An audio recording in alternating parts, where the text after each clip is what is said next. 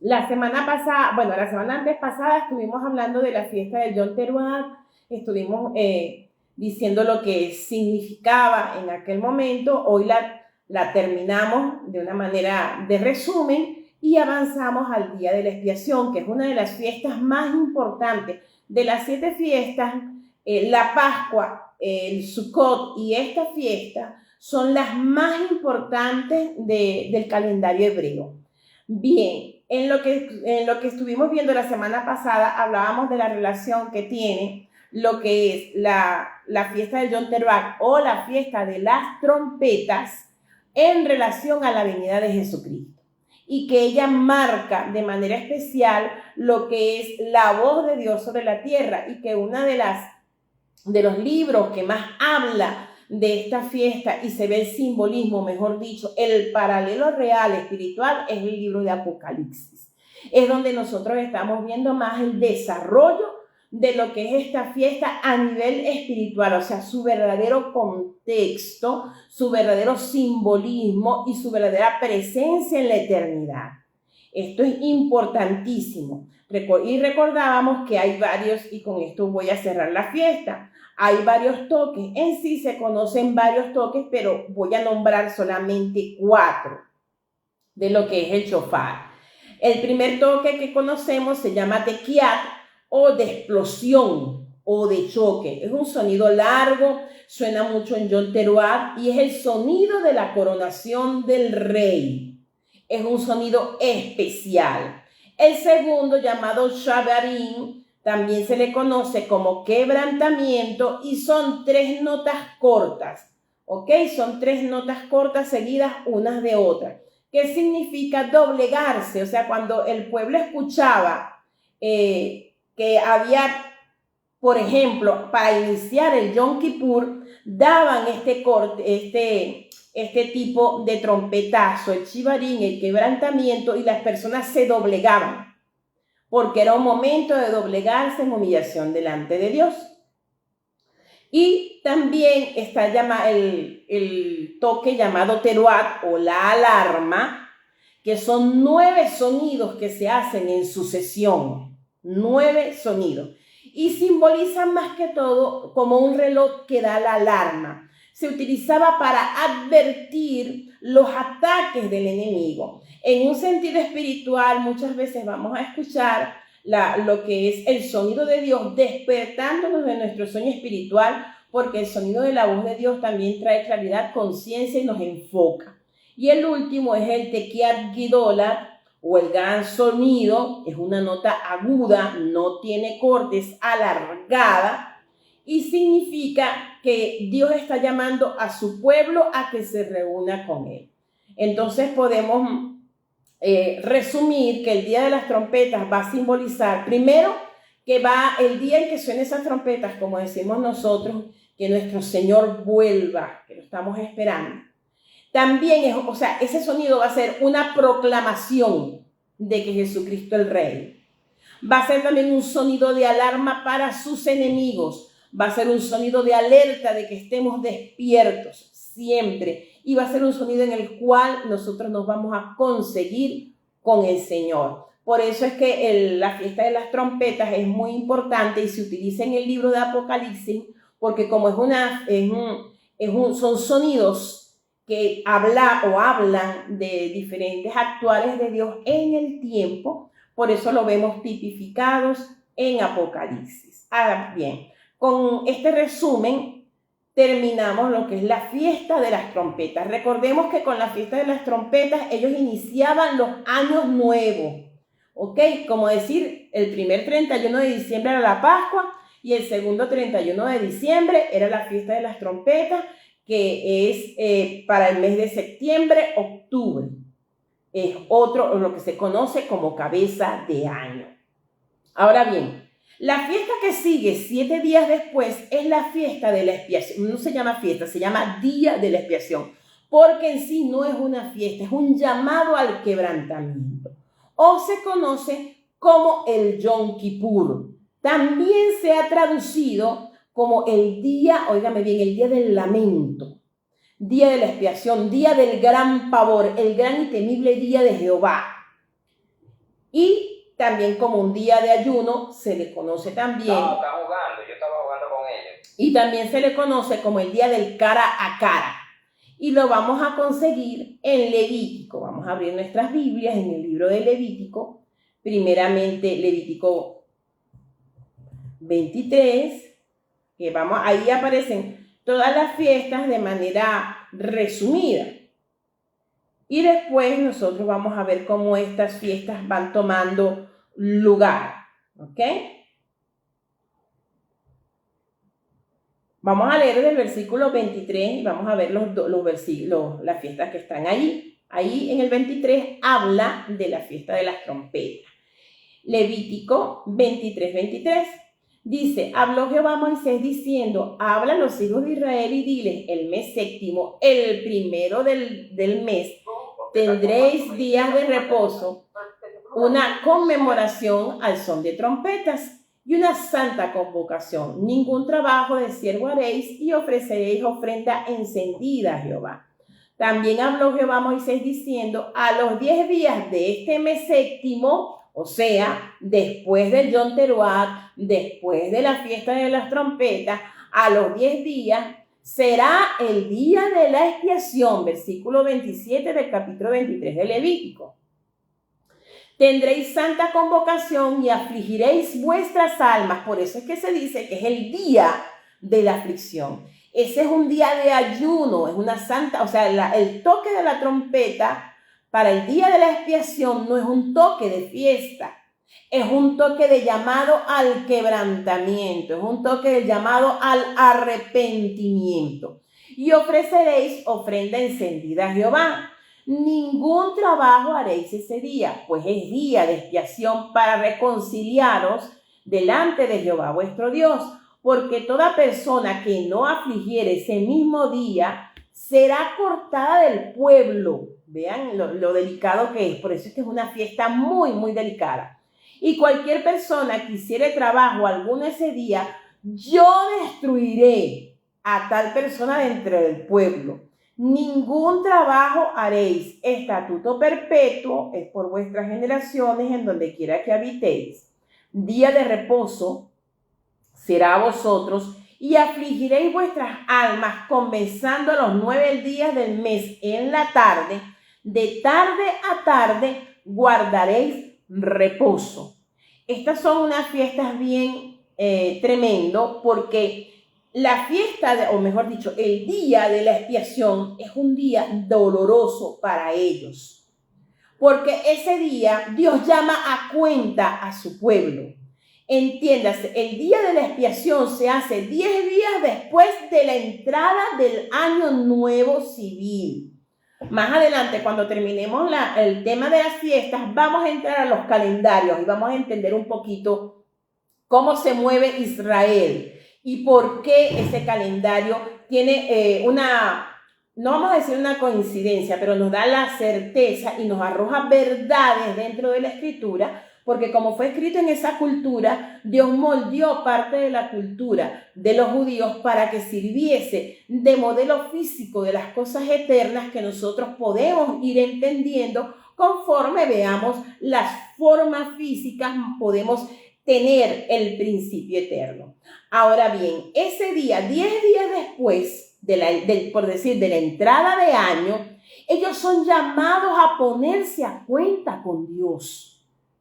Y entonces, para los judíos, ellos dicen, vean esto y quiero que lo entiendan, cada vez que termina un año, para los judíos, ellos dicen que los tribunales del cielo, es un decir de ellos, se abren para hacer juicio, porque debemos dar cuenta de nuestros hechos. Es más, el contexto en que se escribe el libro de Apocalipsis está escrito desde esa cultura, desde esa visión judía de la fiesta, de esas fiestas de las trompetas y de la fiesta y del día de la expiación. Es el llamado, ese gran juicio final ya viene ya tipificado en esta fiesta. O sea, no es solamente en Apocalipsis. No. Ya estaba tipificado ese día en donde nosotros o los seres humanos en su totalidad se pararán ante el trono de Dios y tienen que dar cuentas. Ahora bien, también les invito a leer, vamos a leer Levítico 16:33. Ahí vamos a escuchar lo que ellos hacían. Vean, cuando venía ese día de la expiación, todo el pueblo tenía que ir a los alrededores del atrio. No quiero hacer una propaganda, pero si usted puede, yo estuve mirando es como una serie que se llama La Casa de David. Habla del reinado del rey David, cómo él llegó al reinado desde que era pastor de ovejas.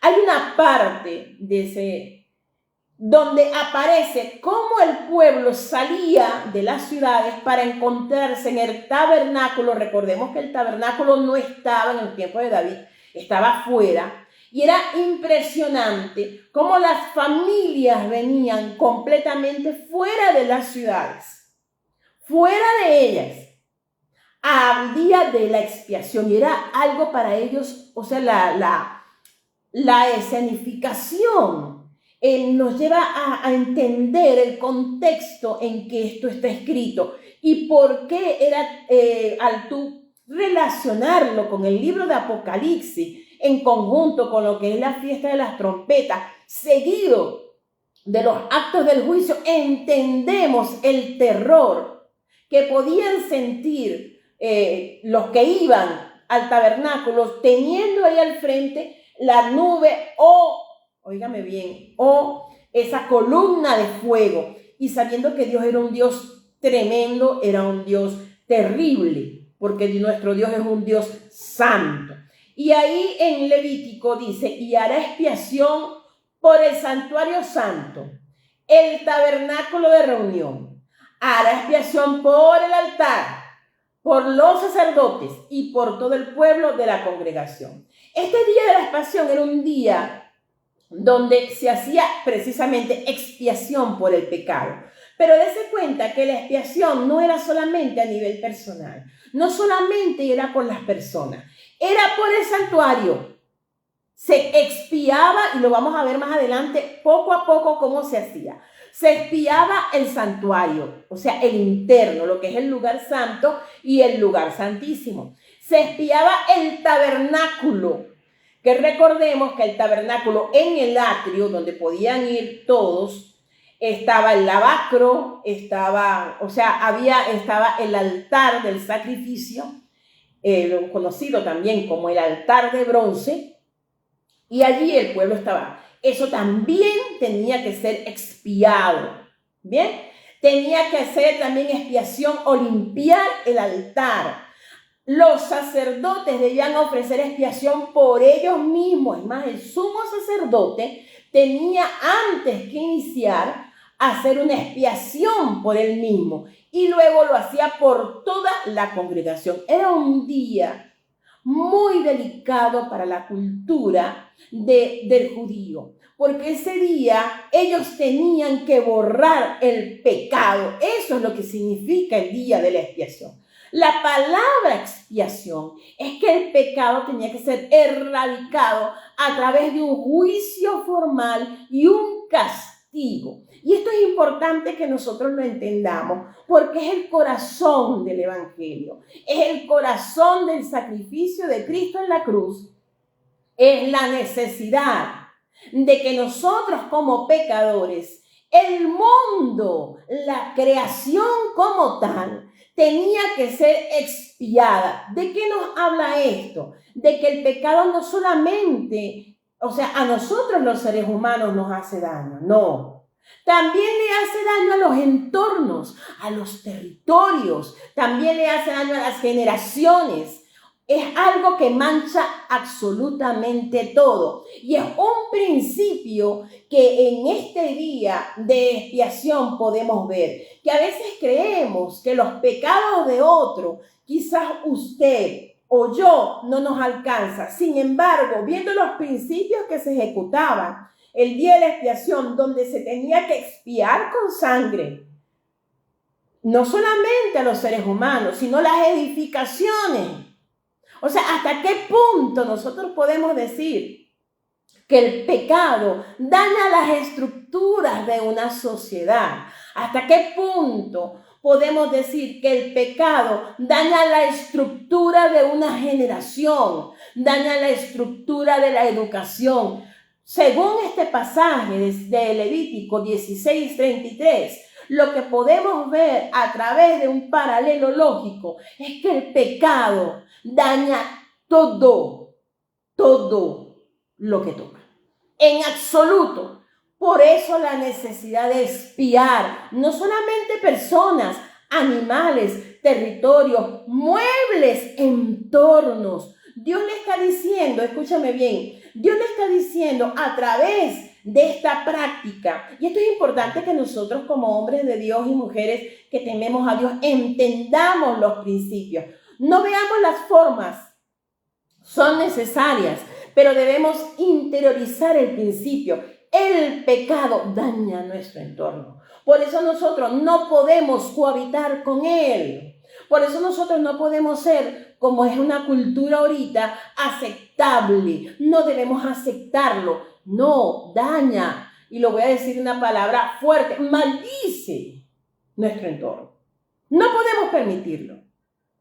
Y por eso me gusta mucho a una predicadora.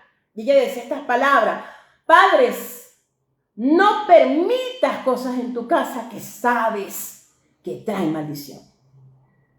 No lo permitas. No lo permitas cosas en tu hogar, de tus hijos, de tu esposo. No lo permitas. Según este pasaje de Levítico 16:33, el pecado daña todo. Lo ensucia. Debe ser expiado. Eso es muy importante para nosotros. ¿Qué quiere decir? Que había entonces 5 cosas a grandes rasgos que debían ser expiados. El santuario, o sea, el lugar santo y el lugar santísimo. El tabernáculo, que es el alrededor que ellos tenían, o lo que se conoce como atrio. El altar. Habían 2 altares, el altar de adentro, que es el altar de oro, del incienso, y el altar de afuera, que es el de bronce, que es donde se hacen los sacrificios de animales. Los sacerdotes y el pueblo. Eso debía ser expiado, se habla de la totalidad de la nación. Esto es importante que lo entendamos cada uno de nosotros, dónde estamos parados. La expiación debe ser total. Tú no puedes dejar algo por fuera. Ahora bien, ¿por qué le llaman Yom Kippur? La palabra Yom en hebreo es día. Eso es lo que significa Yom. O sea, cuando nosotros decimos el día tal, no. Ellos dicen el Yom 1, el Yom 2, o sea, el día 1, el día 2, el día 3. Nosotros lo llamamos lunes, martes, miércoles, que ellos lo llaman Yom. Se le dice Yom Kippur. La palabra Kippur viene de kafar. Es una raíz primaria que significa cubrir o poner encima de. Figurativamente es expiar, condonar, aplacar, cancelar, anular, apaciguar, corregir, expiar, limpiar, purificar, satisfacer. Esto es importantísimo porque esta palabra para nosotros, o sea, es traducida como cubrir, ¿ok? Es traducida como cubrir, pero en teología, cuando estudiamos teología, se le conoce como expiación. La palabra expiación literalmente no aparece, decir expiación no aparece en la Escritura, pero la enseñanza que está allí de expiar el pecado está a lo largo de la Biblia, a lo largo. Expiar el pecado es desaparecerlo. utilizar los medios legítimos y legales jurídicos para desaparecerlo. Aquí nosotros vamos a ver la jurisprudencia de Dios, cómo trata con el pecado, la realidad del pecado, porque a veces lo romantizamos, amados. A veces nosotros romantizamos el pecado y lo romantizamos tanto que hemos llegado a decirle a la gente que acude a nuestro servicio que solamente, repite conmigo, yo, X, y hacemos de eso algo tan trivial, algo tan liviano, tan falto de reverencia, que como ustedes lo ven, una de las primeras cosas que tiene el Yom Kippur, y lo habla en Levítico 23, es que ellos debían afligir sus almas. Ellos debían sentirse arrepentidos. O sea, el arrepentimiento no es opcional. El arrepentimiento debe estar presente cuando alguien acepta a Cristo. Si el arrepentimiento no está presente, óigame bien, la expiación no se daba. Quiero que lo entiendan. Esto no es juego, amados. Esto es verdad. Verdad bíblica, lo acabamos de leer en Levítico 23. Vas a afligir tu alma. Vas a afligir tu alma. Yo sé que esto quizás no es popular. No es popular para las prédicas. No atrae gente. Pero trae sanidad a la gente y a los entornos. Para nosotros ser salvos, y escúcheme usted, que no ha aceptado a Cristo, usted necesita arrepentirse de sus pecados. Necesita entender que sus pecados le faltaron a un Dios eterno, a un Dios enorme, y que merecíamos la muerte. No merecíamos menos, merecíamos morir, y lo vamos a ver más adelante. Porque aquí hay algo que también vamos a conocer como la sustitución, que fue lo que sucedió en la cruz. Vamos a ver, ¿qué era lo que sucedía? La ceremonia la ejercía el sumo sacerdote, ¿ok? ¿Qué hacían ellos? 7 días antes, el sumo sacerdote se separaba totalmente de su familia. O sea, recordemos, venía la fiesta del primer día del año del mes séptimo, la fiesta de las trompetas. Ellos ese día tenían un fiestón porque empezaba un año civil nuevo, pero 3 días después él debía encerrarse, apartarse, porque venía el día de la expiación. ¿Ok? Y esto es importante, esto tiene una prefiguración directa con Apocalipsis y los 7 días en donde nosotros vemos que ocurren una serie de cosas. No voy a entrar allí, pero lo vamos a mirar en algún momento. Bien, ellos, ¿qué hacían con el sacerdote? Vamos a leer Levítico 16:4. Nos va a dar luz qué se hacía, porque había que preparar al sacerdote. Vean, Levítico 16:4. Se va a vestir de la túnica santa de lino, y sobre su cuerpo tendrá calzoncillos de lino. Se va a ceñir el cinto de lino y con la mitra de lino se va a cubrir. Son las santas vestiduras. Con ellas se ha de vestir después de lavar su cuerpo con agua. ¿Qué hacían? A él lo bañaban, lo lavaban en el lavacro. A él le hacían una inmersión y lo bañaban. Después que él estuviera limpio, dése cuenta de la tipología, porque recordemos que el agua significa la palabra de Dios. El agua simboliza la palabra de Dios. Por eso Jesucristo le dijo que estaban limpios por la palabra. Y eso lo vamos a conseguir en Juan 15. Este es Biblia. Juan 15 del 5. Ok, ya vosotros estáis limpios por la palabra que os he hablado. ¿Qué estamos nosotros diciendo? que este simbolismo que nosotros vemos aquí en estudios bíblicos se le llama tipo, ¿ok? Porque es un tipo profético de lo que había, o sea, anunciaba lo que iba a pasar, anunciaba lo que en los términos eternos la jurisprudencia dictaba, que nada inmundo podía presentarse delante del juez, nada, en absoluto. Y más adelante vamos a ver unas estadísticas bien llamativas de los sumos sacerdotes. Entonces, requería que él se bañara, o lo bañaban los otros sacerdotes, al sumo sacerdote, y le ponían todo de lino. Él no se ponía el traje de gala. El sumo sacerdote tenía su vestimenta diaria y tenía su traje de gala. Su traje de gala era con el que él iba a las fiestas, por ejemplo, la Pascua, se vestía de su traje. Se dice que era un traje muy pesado, muy elaborado, cosido con hilos de oro. Es más,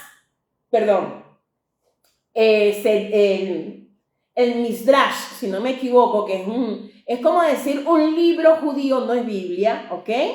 Dice que Balsasar, el rey que aparece en el libro de Daniel, que la mano le escribió en la pared, cuando él vio la vestimenta del sumo sacerdote, es cuando dice la Biblia que él mandó a buscar todo. Dice que las tazas de lo que era el templo, del tabernáculo, lo mandó a buscar porque eran oro puro, eran una belleza. Eran obras de arte, y el traje del sumo sacerdote era mejor, más elaborado que la de un rey. Y él lo mandó a buscar. Vean esto. Sin embargo, para el día de la expiación, escuchen, para el día de la expiación, el sumo sacerdote no podía presentarse con las ropas reales. Él se presentaba con calzoncillos de lino, escuchen, su bata de lino, la mitra que él se ponía era como un gorrito que se ponía encima de la cabeza y que adelante en la frente decía santidad a Jehová, y así era como él podía entrar. Todo esto simbolizaba que el sacerdote, el sumo sacerdote, el mediador, estaba impecable. Todo esto apuntaba a Jesucristo, ¿ok? Todo esto apuntaba al Señor Jesús, que él era el único, el cordero inmolado, el puro, el único que podía hacer el sacrificio. Ningún ser humano podía hacerlo. Él, además de eso, él tenía que llevar la ofrenda del incienso. ¿Por qué? Porque en el momento en que él entrara al lugar santo, esto es importante que lo entendamos, porque él podía entrar al lugar santo todos los días, pero al lugar santísimo se entraba una vez al año, el día de la expiación. Una vez al año. Al lugar santo entraban todos los días, cambiaban los panes de la proposición, limpiaban las velas del candelero de 7 brazos, hacían y mantenían todo impecable, ponían incienso en el altar de oro que estaba frente al lugar santísimo, siempre. Pero entrar al lugar santísimo para poner la sangre sobre el propiciatorio o la tapa que tenía el arca, lo hacían una vez al año. Para eso, ellos tenían que quemar muchísimo incienso. ¿Cuál era el objetivo? Que cuando él entrara al lugar santísimo, corriera la cortina, el lugar estaría totalmente lleno de humo. Totalmente lleno de humo. O sea, era imperceptible el uno al lado del otro. ¿De qué nos está hablando? ¿Cuál es la tipología que estamos viendo? ¿Cuál es el símbolo? Amados, que nadie, óigame bien, nadie puede presentarse delante de Dios sino bañado por la intercesión de Cristo. Nadie. Por eso es que el Señor decía, todo lo que pidieres en mi nombre. Dios no contesta la oración porque usted llore, porque se siente emotivo, porque sienta, porque Dios conoce tu corazón. No, tu corazón es malo. Es malo. Por eso necesitamos que Jesucristo muriera en nuestro lugar. Y vemos a través de este tipo en la fiesta de la expiación que el humo del incienso tenía que ser espeso. Entiéndase, espeso, muy espeso. Porque solamente la intercesión del Cristo es la que nos puede rodear para que un Dios santo no nos mate. Porque si no morían en el acto. Mientras tanto, el atrio afuera, la gente estaba llena, o sea, eso estaba lleno. Es importante, se dice la tradición, que él llevaba, bordaban formas de granada, que eran como campanillas que sonaban mientras él entraba al lugar santísimo. Y que eso es lo que se especula, la Biblia no lo dice, se especula. Y mientras las campanillas sonaban, se entendía que el sacerdote aún estaba vivo. O sea, mientras, escúchenme bien, y ellos temblaban, porque sabían que si la ofrenda no era aceptada, ese año iba a ser un año de desastre sobre la vida de todos. Y todo el pueblo esperaba afuera hasta que el sacerdote entraba con el sacrificio y purificara y bañara de sangre el propiciatorio o la tapa que estaba encima del arca. El sacerdote hacía confesión por los pecados. Primero lo hacía por los de él. Él ofrecía sacrificios por él primero. Esto no es aplicable a Cristo. Pero recordemos que en ese momento estaba el principio de la sustitución. Todos los pecados fueron en Cristo expiados. Ningún animal, óigame bien, la sangre de ningún animal puede expiar pecados ni tiene poder. Por eso es que cuando utilizan sangre de animales para sacrificios y para hacer vagabunderías, pues déjenme decirle que pueden hacer lo que quieran, porque la sangre de Jesús es suficientemente poderosa para sostenerme y para sostenerlo a usted. Entonces, cuando esto sucedía, ellos estaban esperando a que el sumo sacerdote saliera vivo. Eso era importantísimo, porque habían dos cosas que debían suceder. Primero, que cuando él ofreciera los animales, el fuego lo consumiera. Y recordemos que el fuego no era de hechura humana. Ellos ponían el animal ahí y el fuego descendía. Con ese fuego entraba, y con la sangre del animal entraba el sumo sacerdote. Y con ese fuego encendía el altar del incienso, el altar de oro. Por eso es que las oraciones dice la Biblia que lo debemos hacer en el nombre de Jesús. Eso no van con emoción, ni porque gritemos, ni porque hagamos curso, ni porque nada. El nombre de Jesús es poderosísimo, el único. Para eso, era importante también que se hiciera limpieza de todo, pero no con jabón, sino con sangre. Óigame bien, no se hacía con jabón, se hacía con sangre. Para otros momentos se utilizaba, según Números 19, para la purificación de las cosas del templo, se utilizaba las cenizas, de la vaca alazana, pero no para el día de la expiación. Más adelante vamos a hablar de eso. Para el día de la expiación se utilizaba sangre. Vamos a leer Levítico 16, del 6 al 10. Esto es muy importante que lo veamos.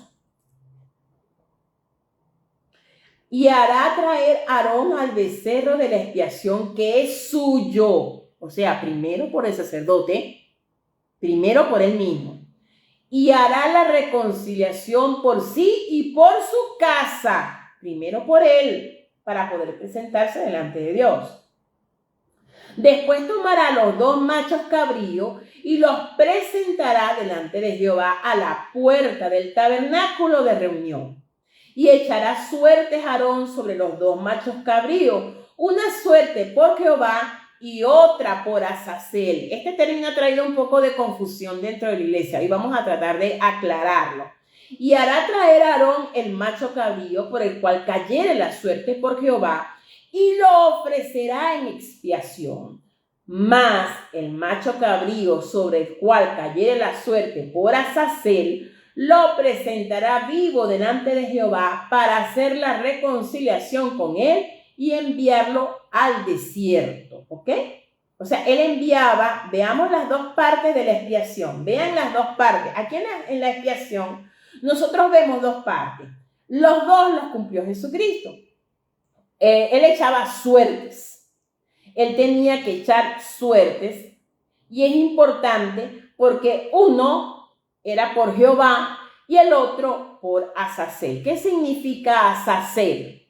Azazel viene del término azel o azal, que significa alejarse, desaparecer, acabar o apartar. Esos son los dos ámbitos que se cumplen en la expiación del pecado. No solamente en la expiación en la cruz, cuando nuestro Señor muere, no solamente mata al culpable, sino que quita todo vestigio del pecado. Esto es importante que lo entendamos. Por eso nosotros decimos que en Jesucristo y a través de su sacrificio somos libres. Por eso esa es la base legal de nuestra libertad. Por eso el enemigo no nos puede tocar, porque no le pertenecemos. Perdón. No le pertenecemos. Por eso cuando nosotros oramos decimos bañados en los méritos de Cristo. Lo que sucedió allí es algo impresionante, es algo que nadie puede explicar, pero sucedió en ese orden. Quiere decir entonces que él ponía las manos, este es otro término y es el término de la sustitución. ¿Qué hacía el sumo sacerdote con las ofrendas? No solamente la expiación, sino en todas las ofrendas. Él ponía la mano, el ofrendante ponía la mano sobre el animal y se identificaba con el animal. Al identificarse con el animal estaba tomando su lugar y era sacrificado. O sea, el culpable debe morir. No se le olvide eso. El culpable, según el día de la expiación, los culpables deben morir. En Cristo, gracias a su misericordia, estamos de pie. Entonces, tomaban estos dos machos cabríos, el macho cabrío donde le caía por suerte a Jehová, ese era sacrificado totalmente. Su sangre se utilizaba para rociar el lugar santísimo. El otro, Azazel, era llevado al desierto. Según la tradición, la Biblia no lo dice, la tradición, ellos tomaban ese macho cabrío y lo tiraban desde un aprisco. Según como tenían suertes, ellos lo marcaban y le ponían como una cinta. Que la cinta, en el momento en que se cumplía de que ese animal se perdía totalmente, esa cinta, la mitad de la cinta que tenía Azazel estaba también en el tabernáculo. Era roja, eso dice la tradición. Era roja. Y en el momento en que eso sucedía, que ese macho cabrío Azazel desaparecía, esa otra parte se emblanquecía. Y por eso es que en Isaías habla, Isaías 1:18, cuando dice, venid, dice Jehová, y estemos a cuenta. Y se tocaba un chofar, el chofar del encuentro. Venga y ríndame cuentas. Si vuestros pecados fueron rojos, o fueran como la grana, como la nieve, serán emblanquecidos. Si fueren rojos como el carmesí, vendrán a ser como blanca lana. Se dice que eso era lo que sucedía. La Biblia no lo menciona. Bien, entonces, vamos a quedar claros. Estos dos machos cabríos son dos aspectos de la expiación cumplidas en Cristo. Hay quienes dicen que Azazel era el diablo. No, amado, eso es mentira. porque el diablo no tuvo lugar en la expiación por mis pecados. Él a mí no me salvó. Entonces mucha gente explica y dice que fue que Dios echó los pecados sobre el diablo y lo mandó al infierno. No. Él no tuvo lugar en la salvación del hombre. Ni más faltaba. El único que ejecutó la salvación en su totalidad, en los dos aspectos, tanto en morir, óigame bien, en morir, como por el pecado, o sea, en que fuese ejecutada la sentencia de muerte sobre el culpable, como en eliminar los vestigios, del pecado sobre el entorno, que es lo que significa Azazel. En el de Jehová significa la muerte del culpable. Y en el de Azazel significa que todos esos pecados son quitados del medio. Ya nada nos impide estar delante de Dios. No vienen a su memoria. Así como Azazel se perdía y moría en el desierto, así son los pecados cuando nosotros venimos a Jesús. Ellos desaparecen. ¿Ok? No por obra y gracia, no, sino porque son cancelados en la muerte de Cristo.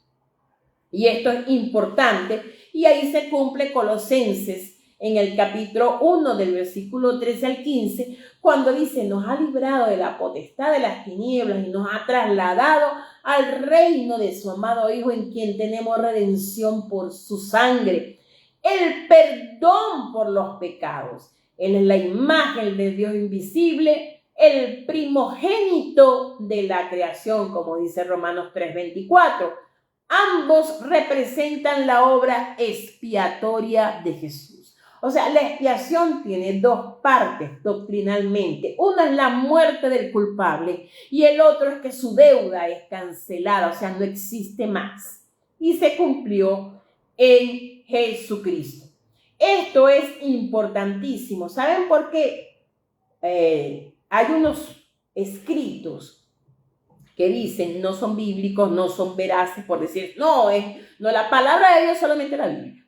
Se conoce como el Misná y dice que 40 años antes de la destrucción del templo por Tito, el listón que normalmente le ponían a Azazel en cada día de la expiación dejó de tornarse blanco.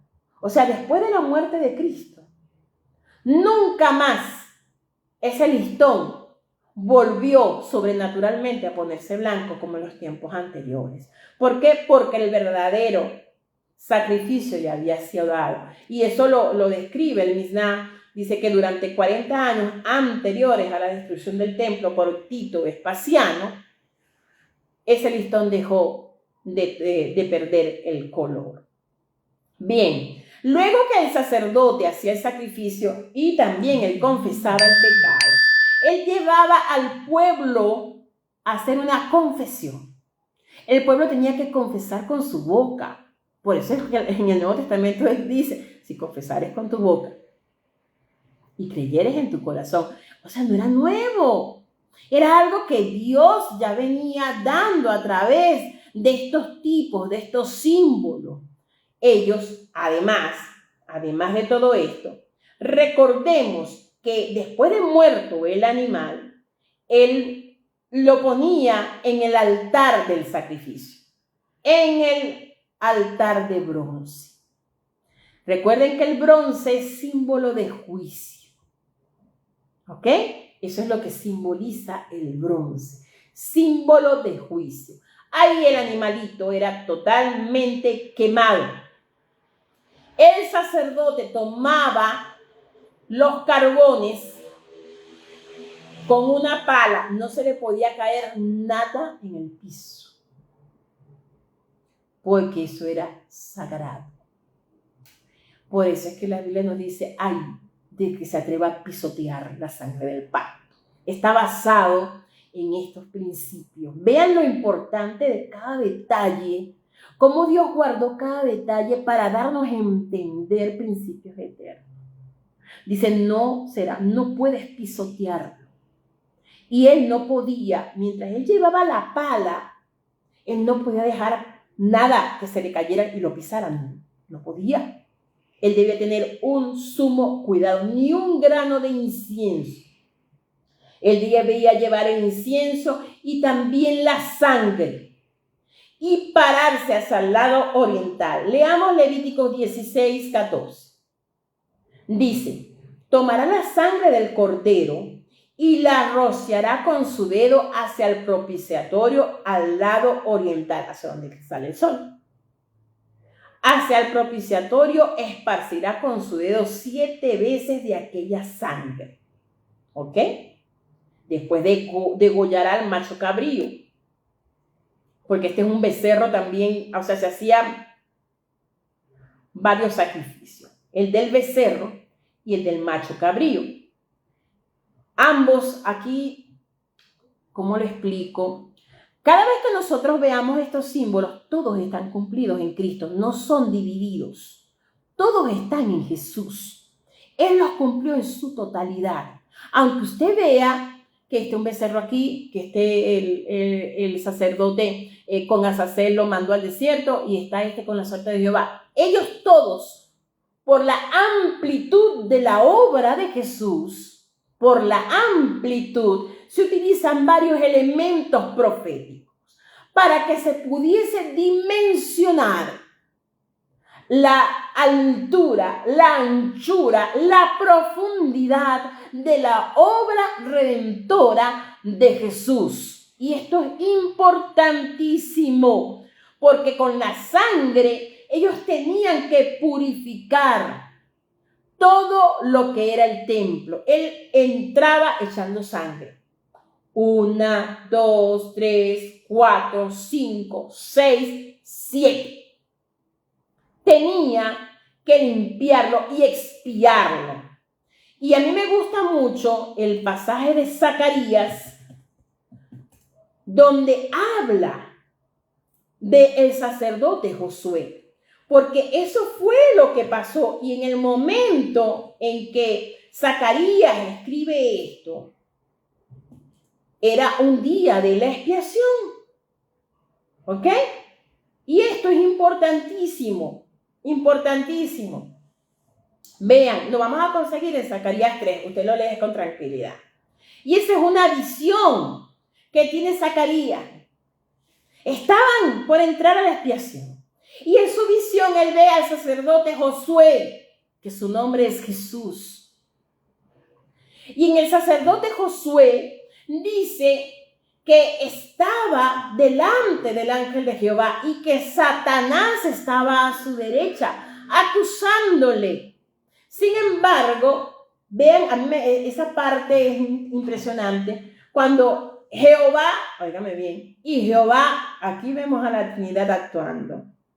Jehová dijo a Satanás, Jehová te reprenda, Satanás. ¿Escuchen? Ahí está el pasaje. Y cuando él entra, Jehová, el que ha escogido a Jerusalén, te reprenda. Qué bueno es el Señor. Ay, se cortó. Bien, vamos a tratar de tomarlo nuevamente. Qué bueno es el Señor. Gloria a Dios. Qué bueno es Dios. Bien. Entonces, cuando él está allí, dice que Josué estaba vestido de vestiduras viles. Josué estaba sucio. Y en ese momento, Satanás empieza a acusar. ¿Por qué? Porque ellos estaban acostumbrados. Recordemos que según el libro de Job, ¿verdad? Satanás se presentaba delante de Dios. O sea, no es un cuento, es realidad. Satanás iba y se presentaba. Y lo consigues en Job 1, del 6 al 12. Dice que Satanás se presentaba a rendir cuentas. Quiere decir que después de la caída del hombre, todos aquellos a quienes se les había dado algún tipo de autoridad sobre la creación, ellos debían presentarse delante de Dios. Claro, al Adán caer, él dio sus derechos legales. Él perdió sus derechos legales y es ahí donde el rey de la potestad del aire tomó lugar, robándole los derechos legales a Adán. Y él era el que se presentaba. Lo leen en Job. Pero en Zacarías 3 vemos lo que pasó. Alabado sea el Señor. Vemos lo que pasó después de la muerte de Cristo cuando Él asciende. Vemos a Cristo y Satanás estaba allí. ¿Sí? Nuestro representante, Él subió en nuestro lugar. Llevaba nuestra vestimenta, nuestras vergüenzas, nuestros miedos, nuestros temores, nuestras mentiras, nuestras trampas, nuestros adulterios, nuestros robos, todas esas cosas que nos dan vergüenza, que nos descubran, Él las llevó. Pero la llevó con su propia sangre y se presentó. Qué hermoso día. Y Satanás estaba allí. Y es a donde le dice, ¿no es esto un tizón arrebatado del incendio? Porque Josué estaba vestido de vestiduras viles. Y habló el ángel y mandó a los que estaban con él, quítenle las vestiduras y pónganle las ropas de gala, pongan mitra limpia. Háganlo, porque aquí es importante algo de lo que dice Hebreos.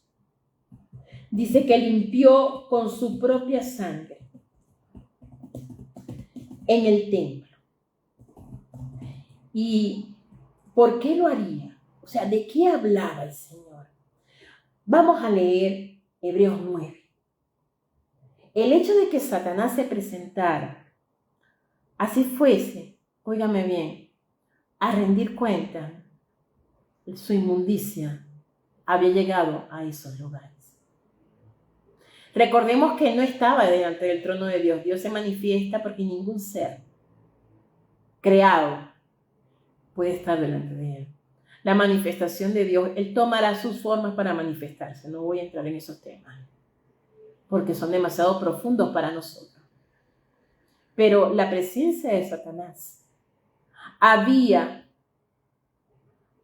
de alguna manera no, eso era seguro, había contaminado. Y esto es increíble. Vean lo que dice el capítulo 8 de Hebreos. Dice, ahora bien, esta es una versión de las Américas. Ahora bien, el punto principal de lo que se ha dicho es este. Tenemos un sumo sacerdote, el cual se ha sentado a la diestra del trono de Dios en los cielos, como ministro del santuario y del tabernáculo verdadero, que el Señor erigió, no el hombre. O sea, no es hecho de manos. Vamos a buscar el otro, la versión, una versión 1960, para que la podamos disfrutar mejor. Bien.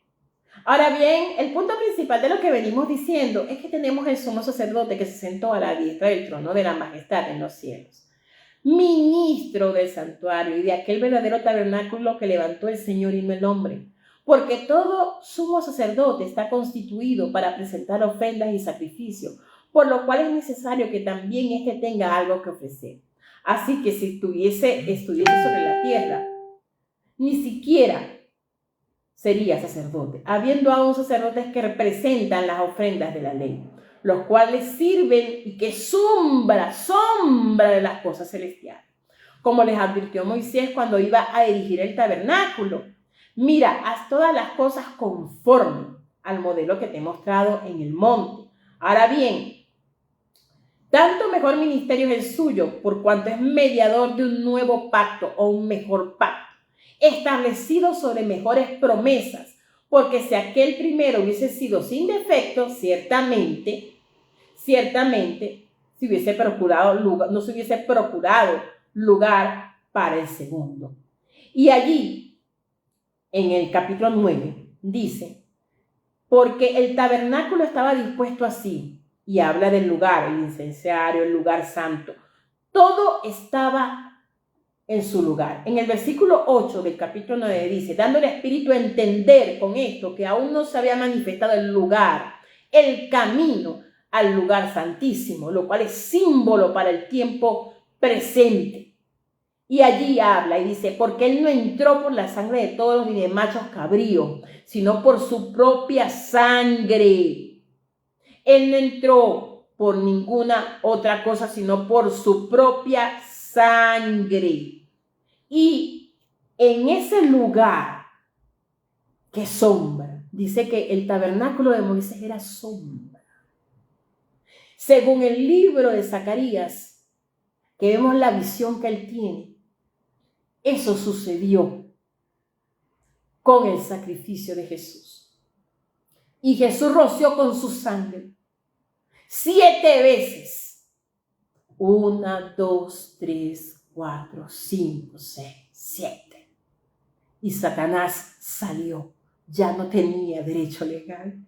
Por eso él dice, yo lo vi caer. Yo lo vi caer.